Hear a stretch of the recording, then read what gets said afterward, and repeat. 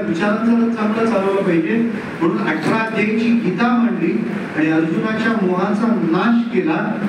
हे एक मित्र म्हणून त्यांनी पार पडलेली, सखा म्हणून पार पडलेली जबाबदारी आहे।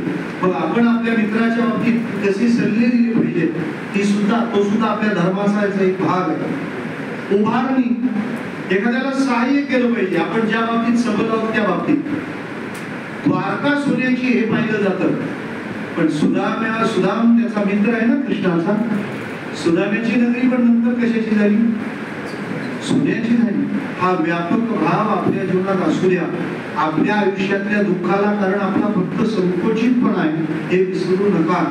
पुढे गवळणींसोबत तो रासलीला पण खेळला, म्हणजे आपल्यामुळे इतरांच्या जीवनात आनंद कसा निर्माण होईल याचा विचार आपल्याला करता आला पाहिजे। विद्यार्थी मित्रांनो, एक गोष्ट लक्षात घ्या, आपल्या घरांमध्ये आपल्या लहान लहान लोकांचे वाढदिवस साजरे होतात। आपल्या घरातल्या जुन्या लोकांचे वाढदिवस जर होत नसतील तर मला तुम्ही आता वचन द्या की ते न सुरू झालेले किंवा बंद पडलेले वाढदिवस आम्ही सुरू करून देऊ का?